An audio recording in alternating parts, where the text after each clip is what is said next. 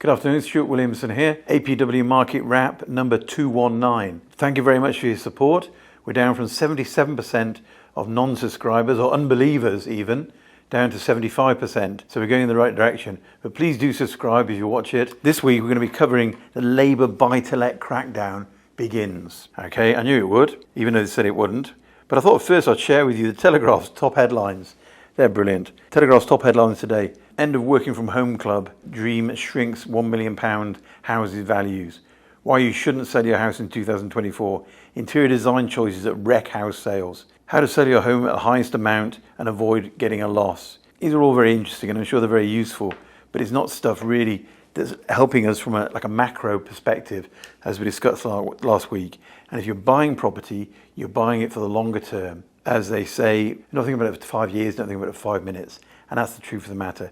Property is a long-term buy to create wealth for one's longer term. The cost of acquisition normally is 7% plus, so you don't want to be just buying something and flipping it over straight away. Buy and hold. Labour crackdown, we're going to cover that, and then we're going to go on to what the market is telling us at the moment, what is the present sentiment out there. They're saying they're going to be a crackdown on short-term buy-to-lets. They're going to reduce the number of properties available for short-term letting, such as those on Airbnb, in order to increase the supply of rental housing for longer-term tenants. It's designed to tackle housing shortages and basically get more stock out there. And any reading you look at, it is the case. There is a shortage of properties for rental.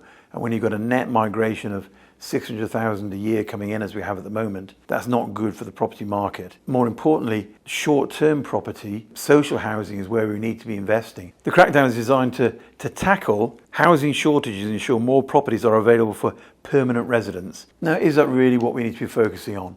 You know, as I've mentioned numerous times before, Margaret Thatcher, Iron Lady, great, super, did a lot of good things, did a lot of poor things as well. And one was selling off social housing. You know, she sold off 1.3 million houses, I think, and they've never been replaced. And now there's this huge bill every year the government has to fund putting people into rental accommodation, guest houses, hotels, because they haven't got the social housing to put them in.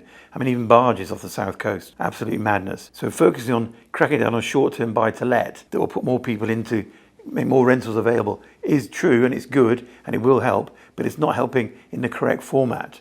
So is this a good idea? I don't believe so. What are the measures? A licensing system, great, because if you've ever stayed in an Airbnb, you know what you see on the internet compared to what you get in real life can be a whole world of difference. That's not good for the market. So licensing it, having specific standards that short-term lets must have. They're going to restrict conversions. So instead of having a house of, say, 5 bedrooms, you can convert it into a house with 5 short-term lets. They're going to control that, and they're going to enforce it by making sure everyone is licensed. That's good stuff, because we've put people into Airbnb, and the picture on the internet was, I'd like to live there myself. But when you get there and find out you've got a shared bathroom and a shared cooking facilities, that's not so hot. Impact on landlords. Okay, if you've got a short-term let, it'll be very negative for you because you won't be able to carry it on unless you fit in with the extra costs of doing these things.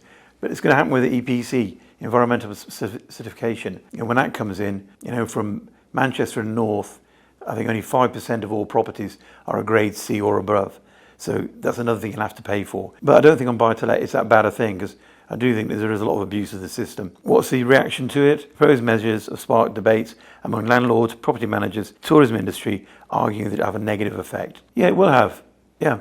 But I mean, if you're a poor landlord, you deserve what you get. So I think it is worthwhile, and it will start helping address quality and quantity of the marketplace. So it's the start of the crackdown. I think there's going to be many, many other things. I mean, there was a lot of talk of, you know, this £2 billion shortfall that they found when the Conservatives left. Now Labour saying they've got to increase taxes to the highest level ever in the UK, not just to the level of their manifesto, but higher than ever before. And there's actually a £3.1 billion hole. So a lot of this is electioneering and saying we're better than them. But they have to come through and stop blaming people and start actually doing something. This sort of crackdown is useful, but is not reorganising the whole agenda of the property market, which is what needs to be done.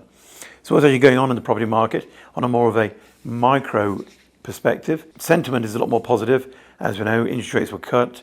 And so we're seeing something that is a lot more positive. We're getting a lot more inquiries into buying buy-to-let property. We're getting less of these comments from clients. I heard it's not a very good time to buy. You do get a lot of that, but you normally get it from people who are not that well read, who have just been listening to Sky or reading the Sun or whatever.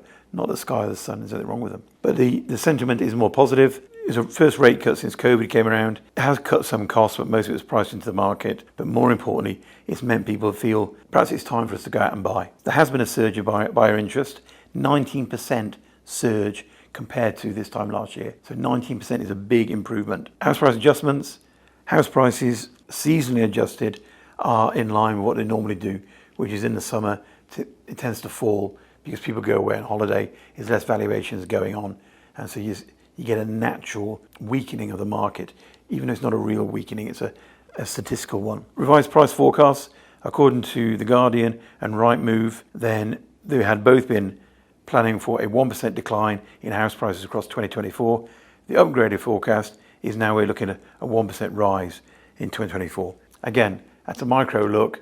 The bigger picture is if you're buying in a reasonable location with what we call pies, which is population growth, infrastructure growth, employment growth, then you're going to get a not bad buy. If Keir Starmer does follow through with devolving infrastructure spending to the big leading cities, that's a very positive thing. We're still seeing the north-south imbalance. London is starting to bounce back up. It's a bit like isostatic readjustment. In the geological world, when ice was over the UK, it forced the country down. As the ice melted, the country came back up again and it raised itself in level.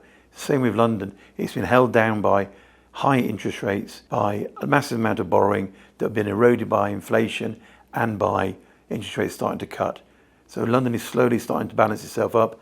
The rest of the country, Midlands and North, is still going great guns. That's where we're looking at. But look at pies, look at what you can afford, put down as much as you can. It gives you the more deposit you put down, the more freedom you have to work with your repayments, the better deal you'll get from a mortgage lender. As I said last week, look out for the extra charges in mortgages because they are pretty high. So to summarise, start of the Labour Party crackdown. Is it? Is it not? Frankly, I think it's more of a, hey, look what we're doing, whereas really we're doing something else that we can't see. I don't think it's a real thing. Market sentiment in the UK residential market is looking very positive. Things are starting to go better from a macro and a micro perspective. So that's it. Market Wrap number 219. Please do subscribe. Please like.